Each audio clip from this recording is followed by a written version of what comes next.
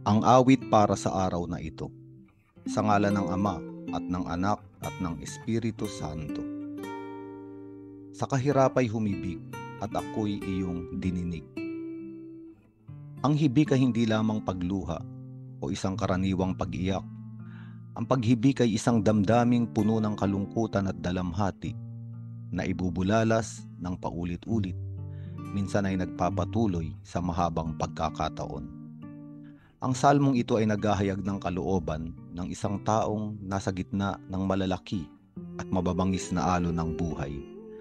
Nararamdaman niya na siya ay unti-unti nang lumulubog at nilalamon ng tubig. Sa kanyang nararanasang panganib sa pagkalunod, siya ay humibik sa Panginoon.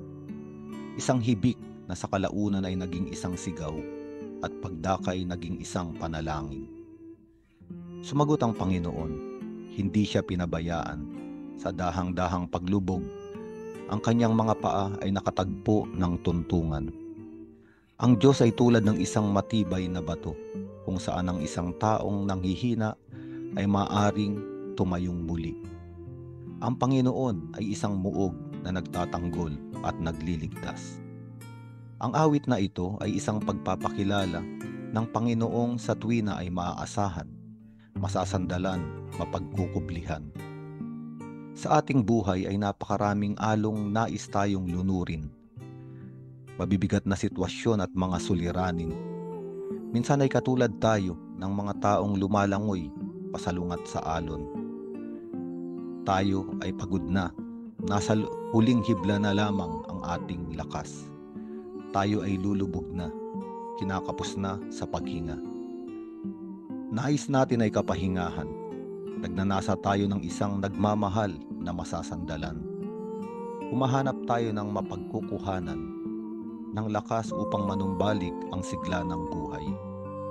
Ang hinihahayag ng awiting ito ay pag-asa, pag-ibig, pagdating ng manliligtas.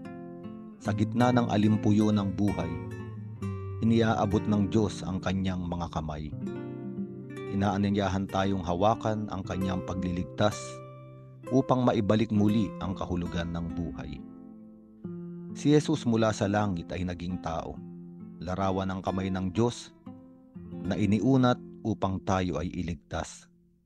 Sa kahoy na krus ating mamamasdan ang nakaunat na kamay ng Diyos kay Kristong nakabayubay. Si Pedro ay minsan nang lumakad sa ibabaw ng malalaking alon sapagkat siya ay nakatingin kay Jesus. Ngunit noong alisin niya ang kanyang mga mata sa Panginoon, nagsimula muli siyang lumubog at lamunin ng mga alon. Siya ay sumigaw at tumawag. Ang kamay ni Jesus ay inialay upang siya ay maligtas. May malalaking alon ang buhay. Sa gitna nito, ano ang nararapat nating gawin? Ituon kay Kristo ang paningin. Ang pagliligtas niya ay ating abutin. Luwalhati sa Ama at sa Anak at sa Espiritu Santo. Kapara noong sa unang-una, ngayon at magpakailanman at magpasawalang hanggan. Amen.